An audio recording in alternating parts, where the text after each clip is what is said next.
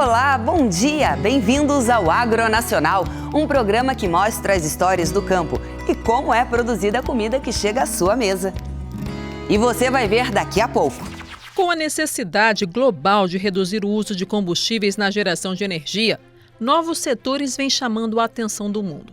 O Brasil tem um potencial imenso para a produção de bioeletricidade, já que é o maior produtor de cana-de-açúcar do mundo. Mais de 2 décadas de melhoramento genético da raça Nelore, uma estação de monta curta com 100% das fêmeas desafiadas aos 14 meses via IATF. São algumas das particularidades da genética produzida aqui na Santa Virgínia, a primeira fazenda carne carbono neutro do Brasil. É uma doença infecciosa causada por um vírus, que se chama reovírus, e ele se instala geralmente nas articulações. Esse vírus vai pela corrente sanguínea do frango e se instala nas articulações das aves, causando lesão, que ela pode ser uma lesão aparente de cor esverdeada, ou às vezes uma lesão sem aparência, mas deixando a junta do frango inchada com algum líquido sinovial dentro. Agora eu fiquei curiosa, o porquê fazer um brigadeiro com bacon? Isso aí é comum? É comum sim, esse movimento do agridoce é muito forte, está sendo muito forte agora no país, mas é um movimento que já vem muito antigo já. E nos Estados Unidos foi criado, enfim, o brigadeiro com bacon, porque eles têm um consumo muito maior de bacon e lá eles têm várias variações. Um cavalo guerreiro, passou por várias situações, se manteve firme. O rio raso é um animal extremamente dócil, extremamente disponível para o cavaleiro. A ligação minha dele já foi assim, ao primeiro momento. Tudo que eu pedia para ele correspondia, foi fácil o serviço dele. E ele é um atleta da marcha.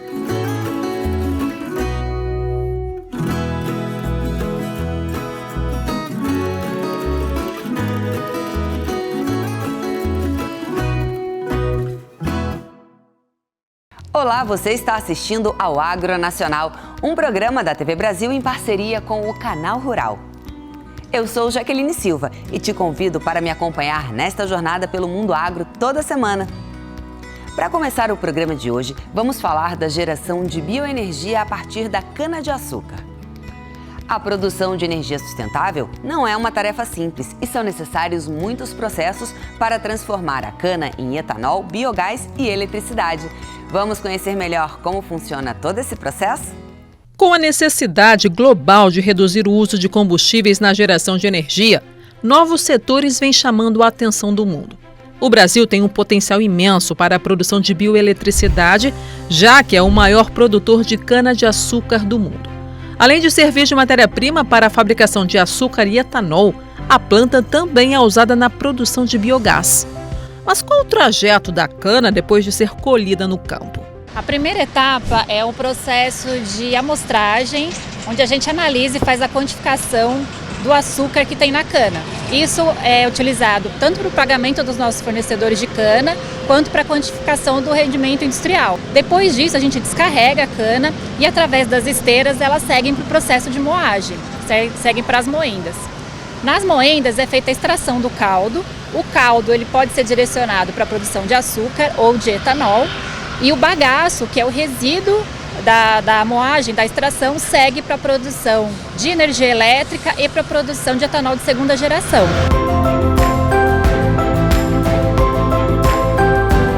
Então vamos lá. De forma resumida, o processo é o seguinte. A cana é moída para extrair o açúcar em estado líquido, o famoso caldo de cana. Quando o caldo é fervido, o excesso de água evapora e ele se transforma em cristais que vão dar origem ao açúcar. No processo, sobra a chamada torta de filtro, ou seja, o resíduo do caldo não aproveitado para o açúcar, mas que pode voltar para a lavoura através de adubo. Na fermentação, os açúcares presentes no mosto, junto com a levedura, que é um processo biológico, a levedura faz a transformação do açúcar em etanol. O vinho, que é o produto final ali da fermentação, ele tem cerca de 10% de etanol. Depois isso vai para um processo de destilação, que é onde surge exatamente o etanol na sua forma final, que a gente sai de 10% de concentração de etanol para próxima de 99% nesse processo de destilação. O caldo de cana que passa pelo processo de fermentação dá origem ao etanol. Para isso, são usadas as chamadas leveduras, que são micro-organismos que quebram as moléculas e se alimentam do açúcar presente no caldo. Como resultado, é produzido vinho, chamado também de vinho fermentado. Depois, ele é destilado e acontece a separação do etanol de outros compostos por diferença de volatilidade. Surgem aí o etanol anidro, utilizado como matéria-prima para produtos industriais e bebidas, e o etanol hidratado, que é utilizado como combustível desde o fim da década de 70, conhecido como etanol de primeira geração. A tecnologia é tanta que o bagaço da cana é transformado em etanol de segunda geração. Durante o processo produtivo, o processo industrial, a gente tem os resíduos, né? Então, quando você separa quando você moe a cana, você separa o bagaço do suco, né, da cana que vai para fazer o açúcar e o etanol. Esse bagaço ele é reutilizado para a gente produzir o etanol de segunda geração. Então, com isso, o que a gente consegue? A gente consegue extrair do mesmo hectare de cana 50% mais de etanol. Então, assim, é super sustentável quando você fala, olha, eu já tenho uma produção aqui, eu já tenho açúcar e etanol que sai desse hectare, mas agora eu consigo produzir 50% mais porque eu tenho tecnologia empregada para transformar esse resíduo em etanol, né, com a mesma molécula, né, então não tem diferença nenhuma nas características de uma para outra, de uma molécula para outra.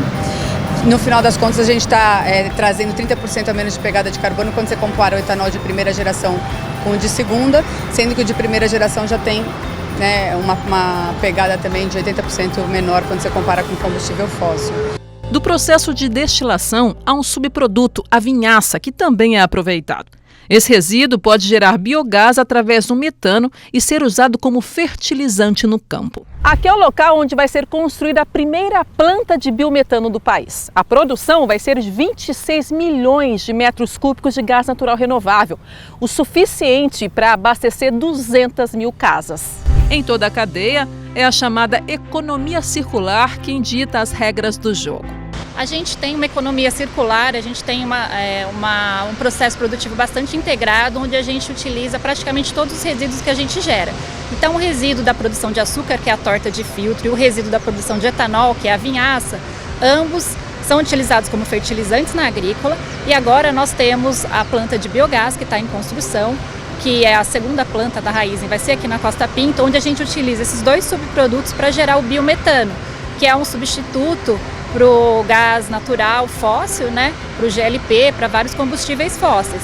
Então, e depois da planta do biogás, da produção de biometano, esses resíduos continuam servindo como fertilizantes para o campo, porque os nutrientes são mantidos. A gente só utiliza a carga orgânica dele para a produção de biogás e os fertilizantes continuam, os nutrientes continuam, então a gente continua utilizando também como fertilizantes.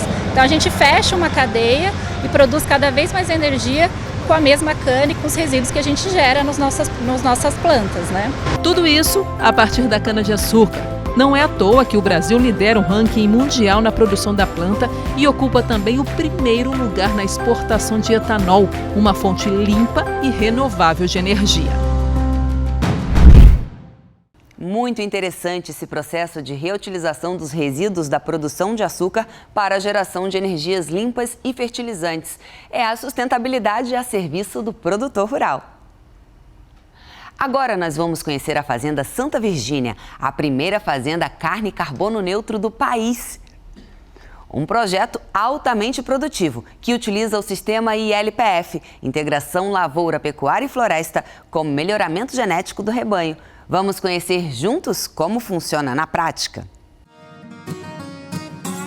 Mais de 2 décadas de melhoramento genético da raça Nelore, uma estação de monta curta com 100% das fêmeas desafiadas aos 14 meses via IATF e mais da metade dos nascimentos acontecendo no cedo, mês de agosto, carimbo 8. São algumas das particularidades da genética produzida aqui na Santa Virgínia, a primeira fazenda carne carbono neutro do Brasil. Resultado de alta performance se faz com genética de alta performance. Esse trabalho com genética, técnica de IATF já vem há mais de 20 anos. E a propriedade busca o quê? Produção, características. Fêmeas emprenharem aos 14 meses de idade, busca uma habilidade materna, um frame mediano. Produção, machos abaterem antes dos 24 meses de idade, no Nelore. As fêmeas F1 emprenham aos 14 meses também, são abatidas 23 meses, 18 arrobas. Tudo isso vem vamos falar, da forma, que já foi lapidada há um tempo atrás. E continuamos buscando no mercado genética superior para produção, insemina de 20, 30 touros Nelores, para conseguir o máximo de êxito aí no que o mercado hoje procura. De 10 mil matrizes, 5 mil já são direcionadas para o cruzamento com o Aberdeen Angus e 5 mil é do nosso núcleo de melhoramento genético. E cada novo ciclo tem uma parte, animais que não se destacaram vai emprenhar de cruzado e vai tendo um novo ciclo de animais superiores no nosso plantel de melhoramento. Só para vocês terem uma ideia, que índice você teve aqui no ano que foi atípico aí, um ano. A gente tem visto anos, né, de seca complicada, de chuva parando mais cedo, demorando para voltar. Vocês tiveram até geada aqui na região. Como é que foi o reprodutivo dessas fêmeas nesse ano ruim aí? Vamos falar, 45% na primeira, juntando duas deu 67%, sem repasse com touro. Nem precisa também, né? Não, porque aí já deu o número de matrizes que estava necessário para o nosso rebanho, para suprir o que saiu. Aí deu uma segurada. Cruzamento, a gente olha para esses animais que são mais, eles têm uma precocidade sexual mais forte. Como é que vocês trabalham a questão do F1 aqui? O F1 também colocamos o Brangus nela, que hoje é o que comporta para a gente. Ela parem com a mesma condição corporal que esse rebanho. No 5º mês já traz ela para a fase de terminação. Desmamou seu produto, elas são abatidas com 18 meses, com bonificação de carne, preço de touro. Tudo R$19,53? Tudo R$19,53.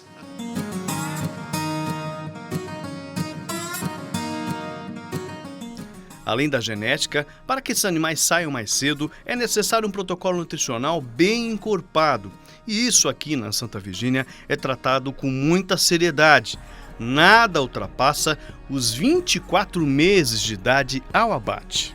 Nós temos um trabalho que ele preconiza desde um bezerro ao pé da vaca, no caso cruzamento industrial, nós já trabalhamos com clipe.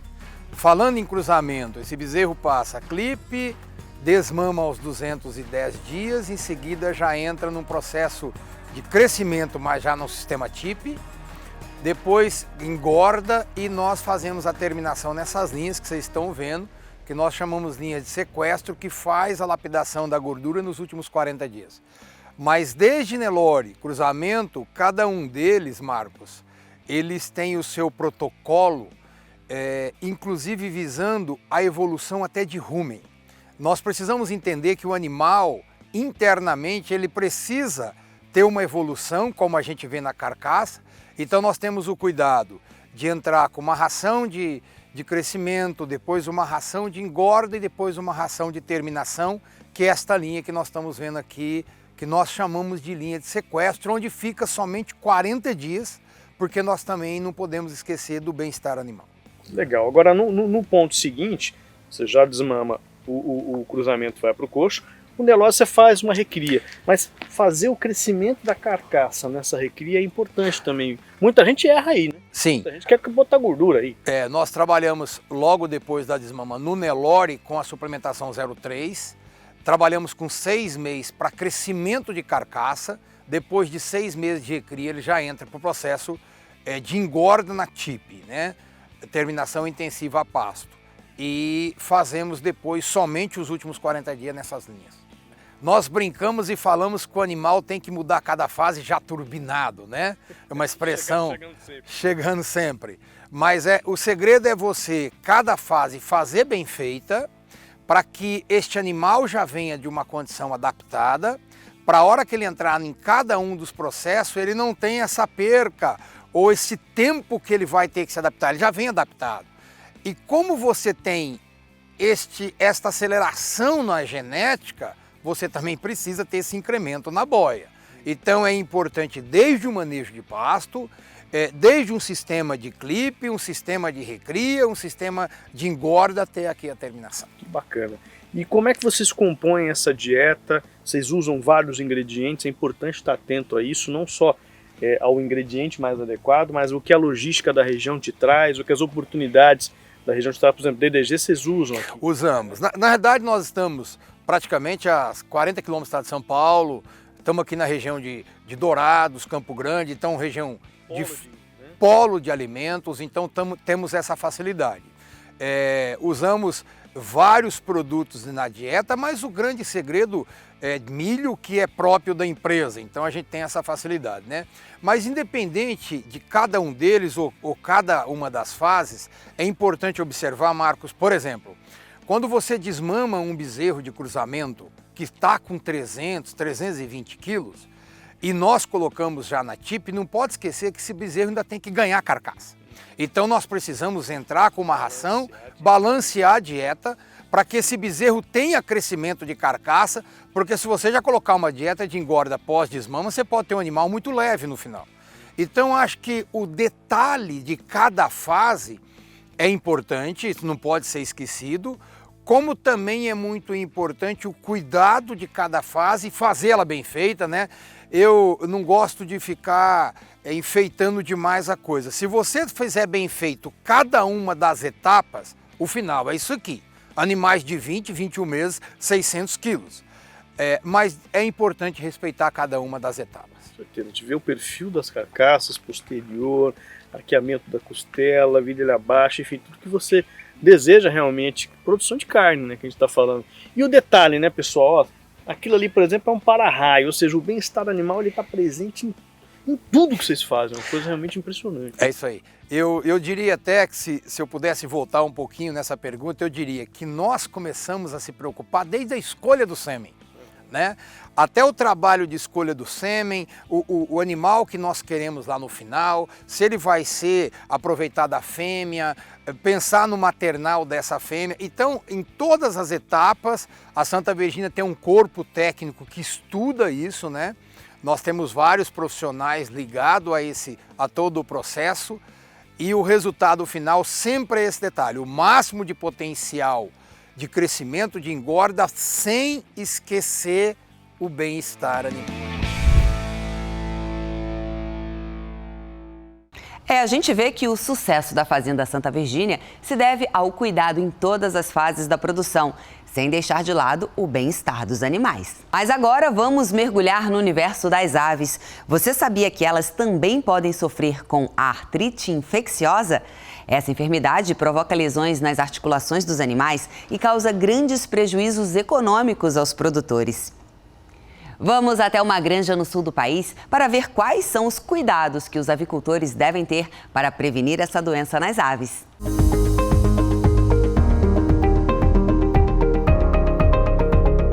Se o frango está sentado ou meio amontoado, um problema ele tem. Aves paradas sem movimentações, sinal de alerta. Pode ser artrite. É uma doença infecciosa causada por um vírus, que se chama Helvírus, e ele se instala geralmente nas articulações. Esse vírus vai pela corrente sanguínea do frango e se instala nas articulações das aves, causando lesão, que ela pode ser uma lesão aparente de cor esverdeada, ou às vezes uma lesão sem aparência, mas deixando a junta do frango inchada com algum líquido sinovial dentro. A doença é transmitida entre as aves, por isso o produtor deve olhar atentamente, fazer essa primeira avaliação entre as articulações das pernas e patas. Foi assim que a Márcia descobriu o que condenou parte do lote anterior. Daí vimos isso ali, aí chamei uma técnica, daí ela veio, né, fazer avaliação também para ver se era, né. Com a ajuda dela a gente descobrimos que era artrite. Sim, eu pego na ave, daí eu vejo que ele tá com a perninha dele, tipo o joelhinho dele manchado, né? Tem aquela cor e coisa aí mancando. Isso é o que a gente vê no frango que tem artrite. Nós fazemos uma avaliação nesse frango entre 33 a 35 dias. É onde a gente avalia as juntas do frango, para ver o quanto, se ele tem artrite ou não. Então a gente faz uma avaliação de mais ou menos 10% desse lote. O que nós olhamos? Nós olhamos como é artrite, como o nome já diz, a gente olha a articulação do frango. Então, se ela tem alguma alteração, essa alteração pode ser inchaço, Pode ser por coloração também. A artrite em um estágio mais avançado, ela faz uma coloração de um esverdeado, que é um processo inflamatório mais avançado. A doença pode trazer problemas ao produtor. Um exemplo é a desuniformidade do lote. Essa ave que tem esse problema de articulação, ele deixa de comer, ele deixa de beber água por conta da dor. Então ele pode causar desuniformidade no lote e ele pode causar mortalidade, porque às vezes o produtor vai ter que eliminar essa ave por conta dessa desuniformidade. Os equipamentos como os comedouros e bebedouros devem estar regulados conforme a idade do frango. Um comedor baixo e um bebedor baixo faz com que essa ave não se movimente, então ela tende a ficar sempre mais parada, onde esse problema de articulação pode aumentar. Se o meu frango ele tem dificuldade em comer, dificuldade em beber água, eu vou ter a imunidade dele mais baixa. Se eu tenho a imunidade do frango mais baixa, eu dou porta de entrada para outras bactérias, que podem ir para outros órgãos também. Nesse aviário, os frangos estão com 16 dias. Ainda é difícil de identificar a artrite. Entretanto, alguns manejos podem evitar a doença. Ele deve começar esse manejo desde o intervalo. Como o Helvírus é causado por um vírus, essa artrite, a gente tem que diminuir essa carga viral essa infecção viral dentro do aviário. Então a gente começa com procedimentos de fermentação de cama, manejo de cama, retirada de cascão, retirando o máximo de umidade dessa cama nos intervalos. Durante o lote, o produtor trabalha muito com ambiência, porque como a gente já tem, às vezes, esse problema instalado, a gente tem que evitar que o frango diminua a imunidade, que entre outros fatores patológicos. Então a gente trabalha com ambiência, boa ventilação, bom aquecimento, regulagem de equipamentos sempre adequado à idade da ave, para que a ave não precise deitar ou sentar para comer e nem se agachar para beber essa água. Então sempre esse manejo de regulagem de equipamentos bem adequado conforme a idade dos frangos. Para evitar isso, a gente tem que ter uma boa cama, boa qualidade, aquecimento bom. Tudo que o frango precisa, a gente tem que fazer o manejo deles, né? Senão o lote não desenvolve. Hoje não existe antibiótico que mate qualquer tipo de vírus, né? Então hoje o que a gente usa, ele é um antitérmico. O que esse antitérmico faz? Ele diminui essa dor no frango e esse processo inflamatório que faz nas articulações. Então a gente usa aí numa idade entre 20 a 25 dias para diminuir esse processo inflamatório. Como eu falei, ele é um antitérmico, né? É só para diminuir a dor e evitar que a gente tenha problemas futuros tanto para o frango quanto para condenas no frigorífico.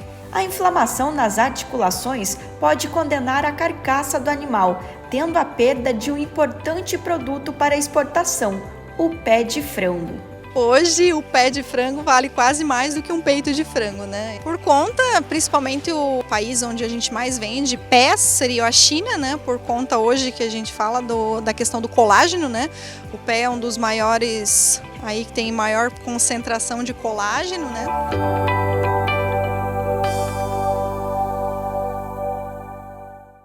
É impressionante como a demanda chinesa valorizou o pé de frango no Brasil. Aqui ainda não temos esse hábito, mas já existem restaurantes que servem esse prato. Você sabia? Vale a pena experimentar, né? Agora nós vamos até o sul do estado do Pará, em Sapucaia, para ver como os produtores rurais previnem incêndios em suas fazendas. Esse é um problema que o produtor combate diariamente e está cada vez mais investindo para prevenir e conseguir reduzir os casos. Vamos ver? Cheguei aqui a fazer 23 anos, cheguei em 2000. Essa fazenda está localizada na região de Xinguara e Sapucaia, aqui no sul do Pará. Na década de 70, os irmãos Coagliato viram aqui na região uma oportunidade ímpar de estender seus negócios e adquirindo uma área. E o seu Luizito Coagliato, um dos irmãos, também enxergou aqui uma oportunidade particular de aumentar seus negócios na região. A Fazenda Brasil Verde, ela é composta por um grupo de fazendas, que seria a Nossa Senhora de Fátima, a Fazenda São Carlos, Fazenda Brasil Verde 2 e a Fazenda Canachuê, com a área total de todas as fazendas aí é 17 mil hectares. E essas fazendas estão basicamente na área de recria e engorda, desde a década de 2000, e agora, por fim, nós partimos para a área de cria também. A gente já vem produzindo com responsabilidade, com sustentabilidade, visando uma maior produtividade de arrobas por hectare. Como diferencial aqui na fazenda, a gente constantemente está treinando nossos colaboradores em todos os âmbitos. A gente tem algumas práticas aqui que são os treinamentos do pessoal de combate a incêndio. A gente prima combater esses focos de incêndio antes de eles chegarem na fazenda. Então a gente procura combater o incêndio na rodovia antes de ele entrar, no vizinho antes de ele chegar na divisa da fazenda. No período de seca, a incidência de focos de incêndio aqui na região são constantes. Aqui na fazenda a gente dispõe, em primeiro lugar, de rádios, comunicadores, que é de vital importância na identificação dos focos de incêndio. Assim que a gente chega no local do incêndio, cada um tem a sua função já pré-determinada. São deslocados os tratores bombeiros. Um dos equipamentos que a gente tem aqui na fazenda são as bombas costais com água. Essa o pessoal usa para apagar focos de menos intensidades e fazendo o rescaldo no pós-incêndio. Os abafadores a gente fez aqui na fazenda mesmo. Esses abafadores são feitos para, assim que o trator passa apagando com água, o pessoal vem fazendo o rescaldo com esses abafadores que dinamiza o trabalho, inibe a acender novos focos. As foices e facões a gente usa para cortar algum pau que esteja mais alto, alguma moita, o fogo não chegar até eles.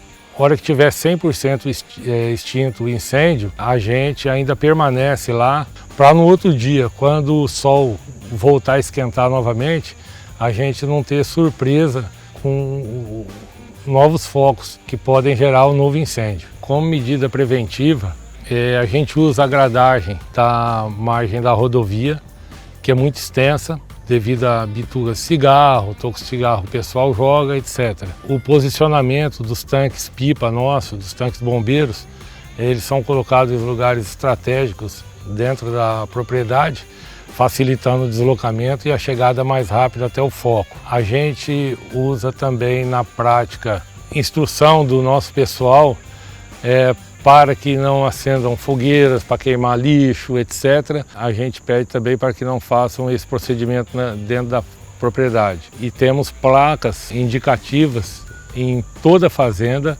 despertando a consciência do pessoal para o perigo do incêndio. A gente conclui isso com trabalhos de boas práticas que a gente tem dentro da fazenda para prevenir qualquer foco de incêndio. O custo de investimentos em equipamentos na fazenda, ele é alto. O investimento em colaboradores é importante demais. Agora, ele se torna até insignificante perto do prejuízo ambiental e o prejuízo material que o incêndio traz para a fazenda. Nós não praticamos a queimada aqui na fazenda, aliás, nunca praticamos, porque a gente tem uma visão de futuro. Num princípio, o pecuarista pode pensar que seria viável esse procedimento, mas num futuro próximo, o prejuízo biológico e ambiental chega e ele cobra um preço muito caro por isso. Parabéns à Fazenda Brasil Verde pelo ótimo exemplo na prevenção e combate a incêndios em áreas rurais. Um investimento que vale muito a pena. Agora eu tenho certeza que você vai ficar com água na boca. Vamos até Itajaí, em Santa Catarina, conhecer uma receita inusitada que combina bacon com brigadeiro. Pois parece estranho, né? Mas a nossa repórter até que gostou. E você vai aprender o passo a passo de como preparar essa delícia agridoce.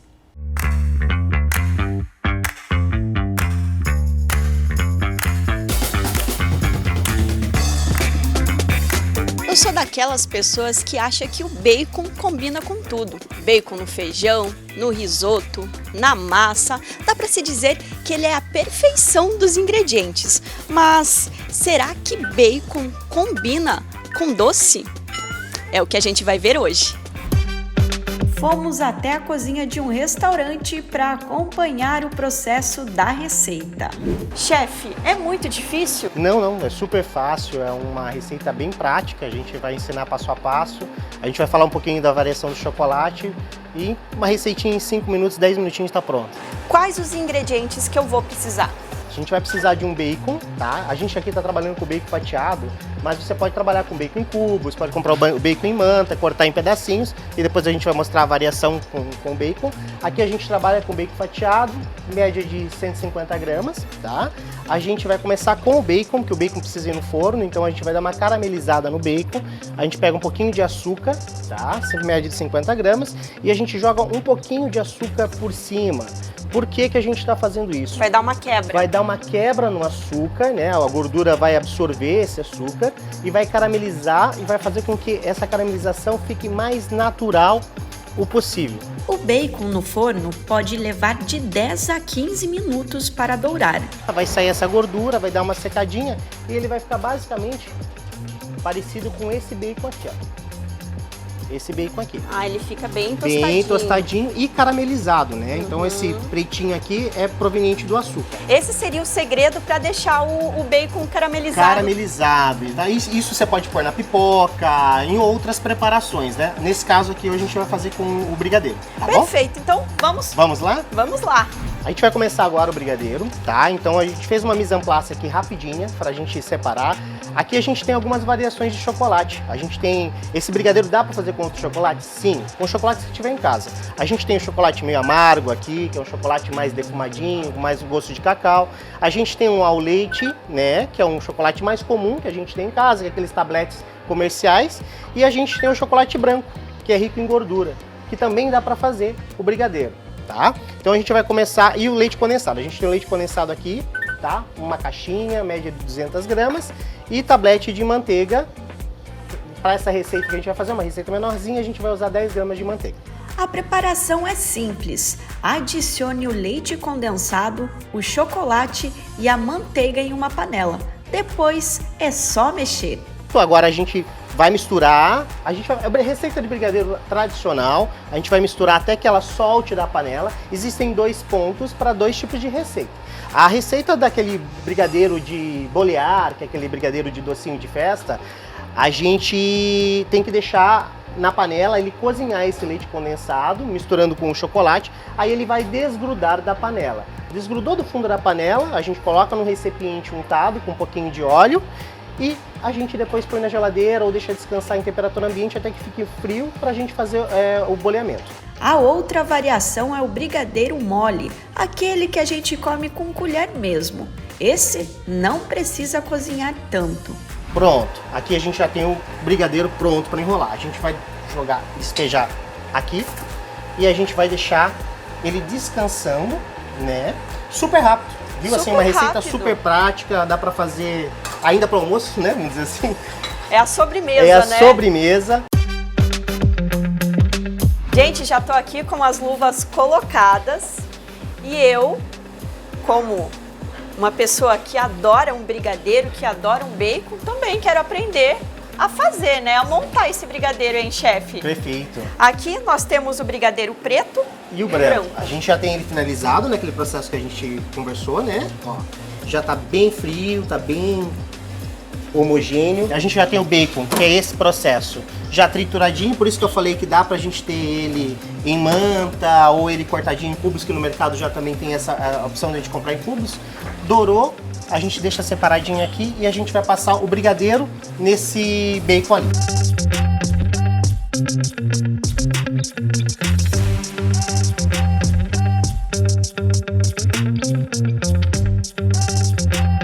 Já estamos no momento da degustação aqui. A gente buscou pessoas aqui do hotel para fazer essa prova dos doces. Estou aqui com a Lúcia e com o Andréas, certo? Correto. Você já comeu brigadeiro com bacon? Não, nunca comi, vai ser a primeira vez. E você? Também é a primeira vez. Tô curiosa com a textura. Bom, já que eles não comeram, vamos provar, né?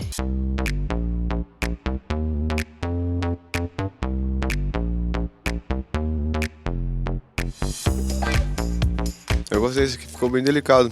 Na verdade ficou só com um gostinho de salgado, né? Do bacon mesmo. Porque acho que só uma fatia em cima. Mas ficou muito bom, bem diferente. A Lúcia provou o brigadeiro branco com pedaços de bacon. Será que ela gostou? Esse branco aqui com a farofinha de bacon eu achei muito forte, muito salgado. Dá aquela lembrança de brigadeiro, mas por ter muito bacon em volta, parece que fugiu um pouquinho. Mas ela não desistiu, provou mais um. Desta vez, o brigadeiro com chocolate preto. Divino. Esse sim, textura maravilhosa. A mistura do salgadinho com o chocolate faz a diferença. Chefe, agora eu fiquei curiosa o porquê fazer um brigadeiro com bacon. Isso aí é comum? É comum sim, esse movimento do agridoce é muito forte, está sendo muito forte agora no país, mas é um movimento que já vem muito antigo já. E nos Estados Unidos foi criado, enfim, o brigadeiro com bacon, porque eles têm um consumo muito maior de bacon e lá eles têm várias variações. E quem fez toda a preparação também tem direito de comer, hein? É bom, esse agridoce, esse salgadinho, defumado, ele harmoniza muito bem com o doce. A textura dos dois também no paladar fica muito bom. Já que está aprovado, vamos à pergunta final. Bacon é vida? Bacon é vida, sem dúvida. Bacon vai com tudo. Bom, já que vai com tudo, vou continuar comendo aqui um pouquinho mais, tá, gente?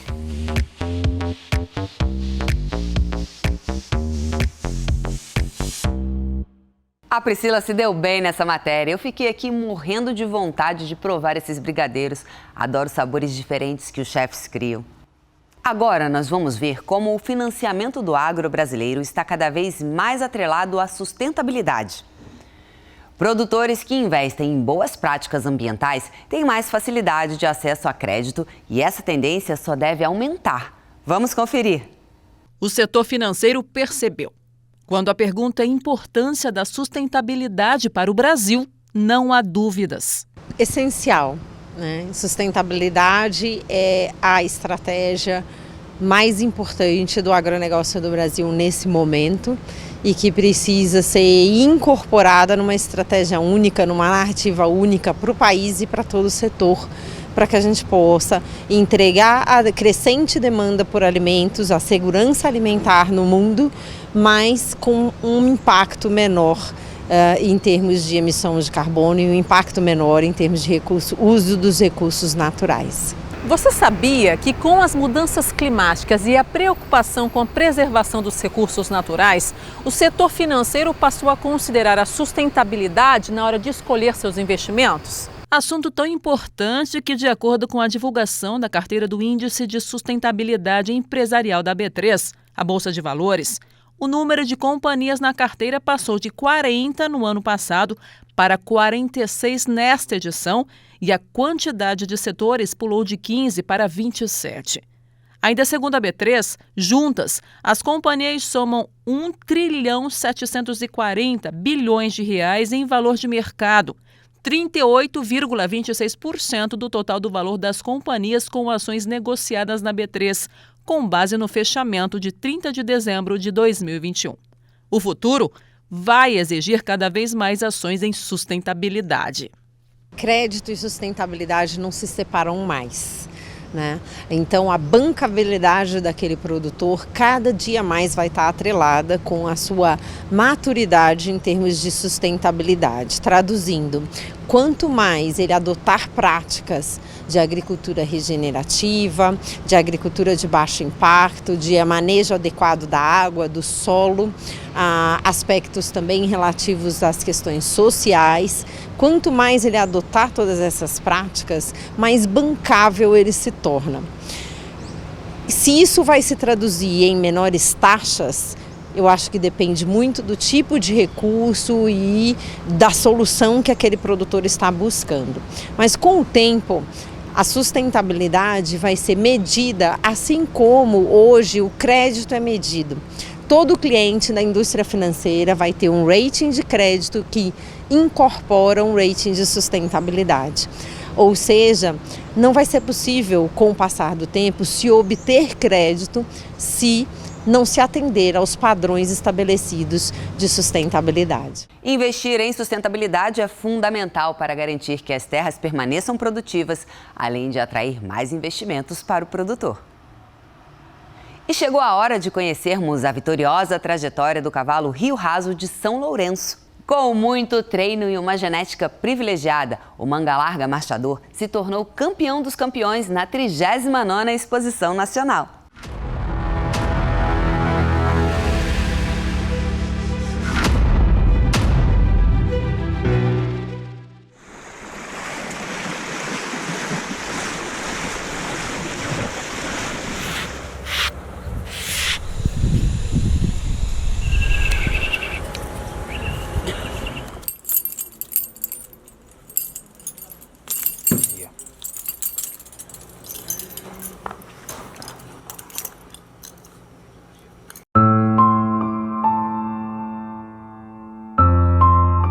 Cavalo guerreiro, né? Passou por várias situações, se manteve firme. O Rio Raso é um animal extremamente dócil, extremamente disponível para o cavaleiro. A ligação minha dele já foi assim, ao primeiro momento. Tudo que eu pedia para ele correspondia, foi fácil o serviço dele. E ele é um atleta da marcha.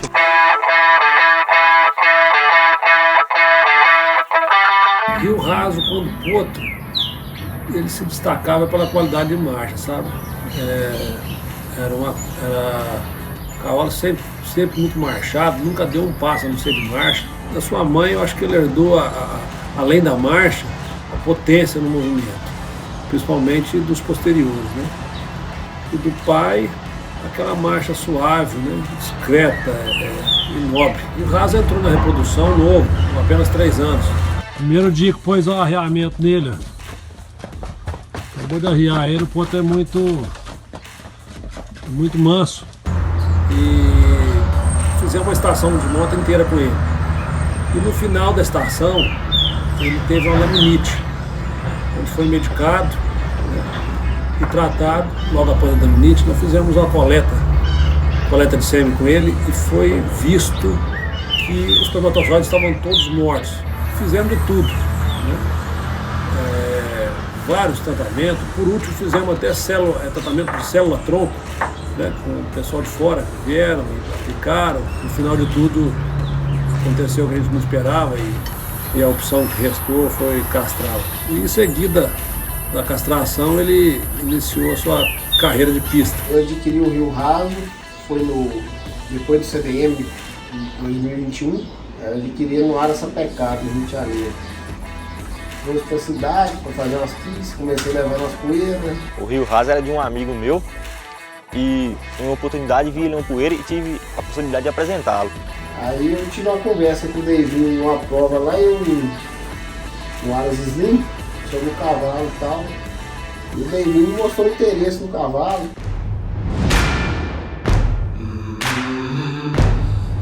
A gente não tinha nenhum cavalo castrado, que a gente achava que dava para ir para o nacional. Então a gente estava na busca, né? Um castrado tem que ser o castrado para você correr atrás e adquirir. O Davinho já vinha me falando desse cavalo, que ele já conhecia, tinha visto ele rodando em algumas poeiras, chegou até a montar nele e falou do potencial dele para mim.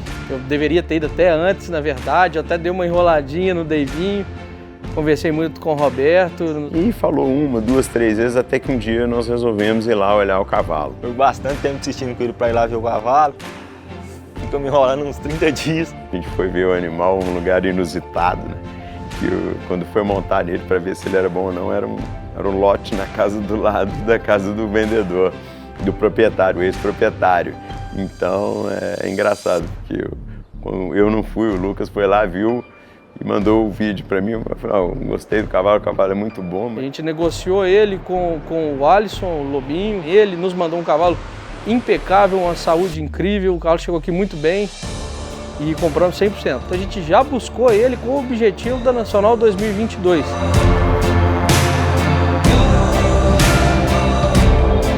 Foi foi mais ou menos em torno de uns 60 dias da Nacional que ele veio para cá. Já estava bem iniciado, já estava bem pronto já. Trabalhamos no condicionamento físico, ajeitamos pequenos detalhes que tinha. A gente já quis levar ele em Divinópolis porque era uma exposição que a gente sabia que ia dar um nível muito forte. Ia dar uma exposição muito pesada e a gente já quis testar ele na fogueira. Pegar um cavalo e levar ele direto para Nacional pode ter uma surpresa, né? Então, a gente tem que conhecer como é que é o comportamento do animal em viagem, como é o comportamento dele em pista, com 1, 2 ou outros juízes, outras pessoas montando. Foi campeão na categoria e foi campeão dos campeões. O melhor castrado marcha batida dessa exposição é Rio Raso de São Lourenço. A gente faz o trabalho muscular, preparação física e faz o trabalho em piscina, né, para dar condicionamento físico para eles sem impacto, para não lesionar. E também tem todo o acompanhamento fisioterápico, né, com shockwave, ultrassom, quiropraxia, acupuntura, tudo isso para poder melhorar a condição do animal que está treinando em alto nível, mas porém mantendo o bem-estar animal. A gente tem o prazer de trabalhar com uma equipe muito grande, muito extensa, dos melhores profissionais da raça, na minha concepção, né? A gente fez um trabalho muito bacana com o Rio Raso.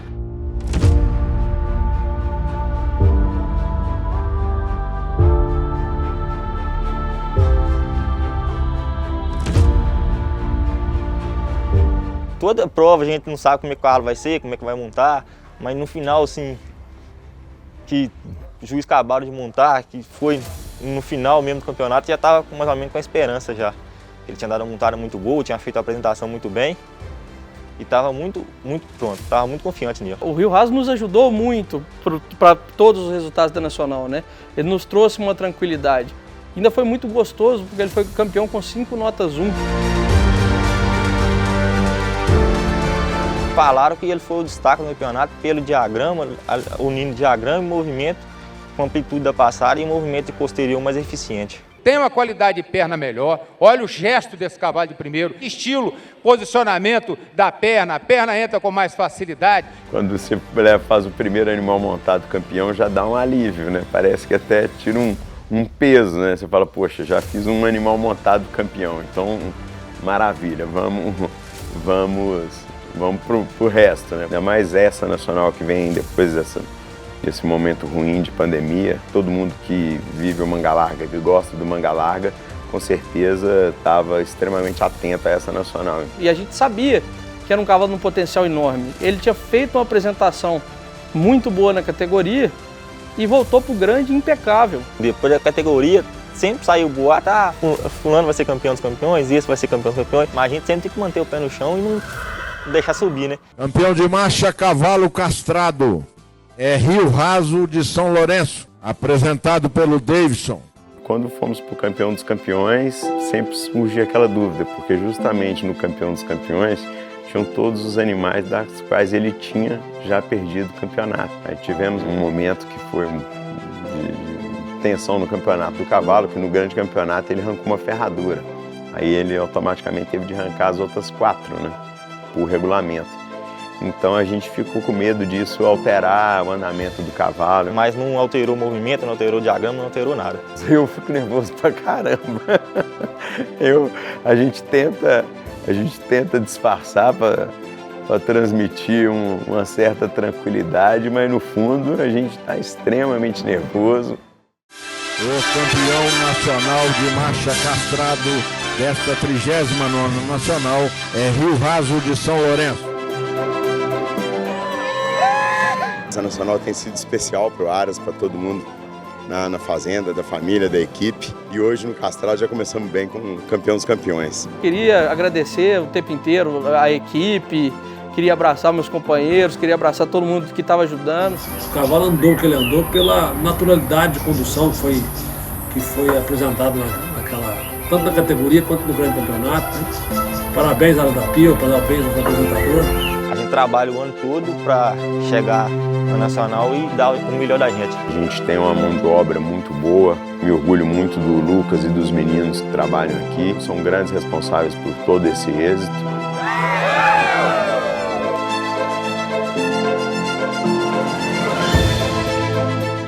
montar ele tem uma carreira, ele é muito novo ainda também, ele tem uma carreira muito grande, com certeza nós vamos arriscar em levar ele mais uma vez para a Nacional. Pelo fato de ser um cavalo muito íntegro, um cavalo talentoso, a gente espera que assim que ele puder voltar a competir, sem dúvida está competindo. É um cavalo que agrega muito para a fazenda, para o Aras, agrega na competição. Vamos trabalhar para isso, para ouvir de novo. Quem sabe o nome dele lá mais uma vez ou 2 vezes dentro da mesma Nacional. Quem sabe ele repete esse feito na próxima vez que ele for na Nacional.